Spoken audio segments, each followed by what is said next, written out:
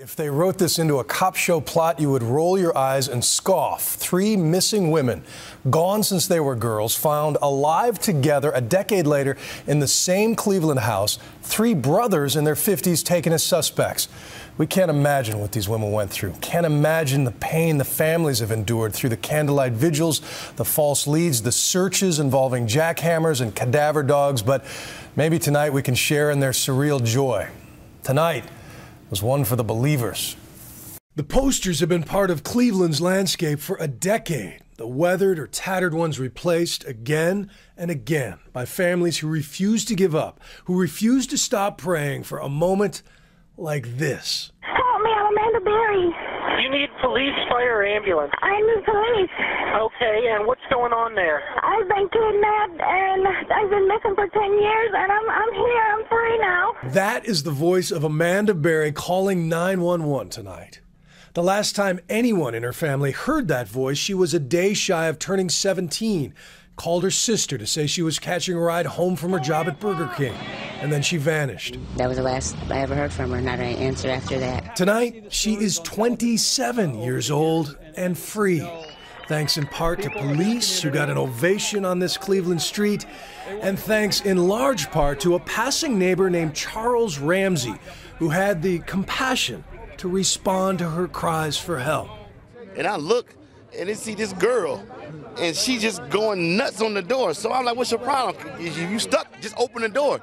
And she says, I can't, he got it locked. And I look how he has it, and it's only enough to reach a hand out to grab the mail and, close the door. And we, naturally gonna pry it open. That didn't work, so we had to kick open the bottom. Luckily on that door was aluminum, it was cheap. And she climbed out with her daughter. She went to my house, we called 911. That's right. He said Amanda escaped with her daughter, a report that brings back chilling memories of J.C. Dugard, who gave birth to 2 daughters while being held by her kidnappers for over 18 years. When these girls were abducted, that they went into this environment with a person or persons and probably were held against their will for a period of time, but then that world becomes their reality. But aside from her little girl, Amanda Berry had others in the house to worry about tonight. About 5 minutes after the police got here, see, that girl Amanda told the police, I ain't just the only ones, it's some more girls up in that house. So they went up there, 30, 40 deep, and when they came out, was just astonishing. For these officers that have been working these cases for all these years, it was just amazing to see the emotion on these seasoned law enforcement officers when they went in there and saw Amanda and Gina and Michele. Yes, inside the home they also found Gina DeJesus, who also went missing from this very neighborhood 9 years ago, walking home from a middle school a few blocks from where Amanda disappeared. Tonight, that little girl on FindGeorgina.com is 23 years old. And they also found Michele Knight, who went missing in 2000, but since she was 20 at the time, didn't get as much attention as the younger girls. But all 3 are getting much loving attention at Metro Health Medical Center. Currently, they're safe. We're in the process of evaluating their medical needs. They appear to be in fair condition at the moment. We love you, Amanda!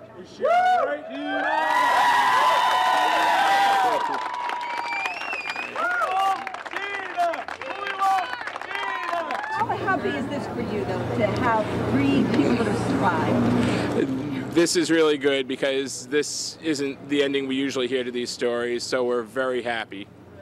We're very happy for them. Now attention turns to the kind of person or persons who could have held prisoners like this for so long. Police will only say they have 3 Hispanic men in custody, ages 50 to 54, but our sources tell us they are brothers. The middle brother's name, Ariel Castro, and according to his neighbor, he lived a life far above suspicion. We see this dude every day. I mean, every day. How long have you lived here? I've been here a year. Okay. You see where I'm coming from? Right. I barbecue with this dude. We eat ribs and whatnot and listen to salsa music. You see where I'm coming from? Yeah. And you had no indication that there was anything going on? Bro, not a clue that girl was in that house or anybody else was in there against their will, because how he is is he just comes out to his backyard, plays with the dogs, tinker with his cars and motorcycles, goes back in the house. So he's somebody that you look away because he's not doing nothing but the average stuff. You see what I'm saying? There's nothing exciting about him. Well, until the day.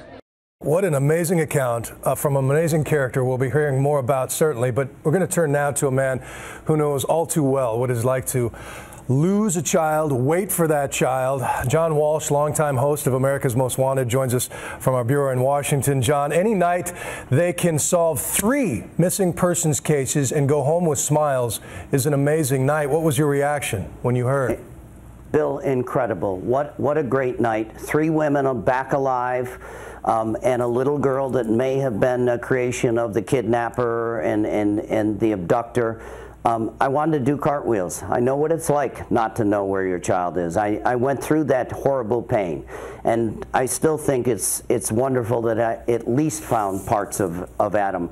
But what a night. I could do cartwheels. It's just an incredible, wonderful thing. And I know you want to sing the praises of Charles Ramsey, who is already the darling of the internet with the most colorful sound bites of this whole story so far, but this guy saved 3 lives. I saw it firsthand in the 25 years I've been doing America's Most Wanted. The public wants to help. They don't know how to help. They have the guts to help me catch 1,200 bad guys and recover 60 missing children. Here's Charles Ramsey walking home. As he said so succinctly, I'm a black guy. I saw a white woman crying for help, and I went to help her and broke her out. Amanda Berry saved her life, 2 other women's lives, and their child. And Charles Ramsey is the guy that broke him out of that house of horrors. If I ever meet him, I'm going to give him the biggest hug. It would have been so easy for him to just keep his head down and go home, but he didn't. And let me ask you, as an investigator, what would you be looking for in terms of the suspect in this case, his methods and motives? Certainly, everybody thinks it's the pervert under the bridge with the trench coat. I've done so many of these cases where it's just the guy next door. It's just the guy that seems like he's okay. What amazed me is how he could keep 3 grown women and a child in that house without some point in 10 years, one of them being able to contact somebody. But now sources say that his 2 brothers have been arrested. We all wondered if he had help. How do you keep 3 grown women and a child in a house in a neighborhood and that they're never seen? So this would make a lot of sense if he had help. If his 2 brothers helped him run this house of horrors and keep these 3 women and that child there for 10 years, I hope they burn in hell. Well, it's something we'll be following in coming days, and as we said at the top, this one was one for the hopeful tonight. It's so great to have a moment of victory after all those years of tragedy, talking about other stories that don't go as well. John Walsh, thank you. Thank you, Bill.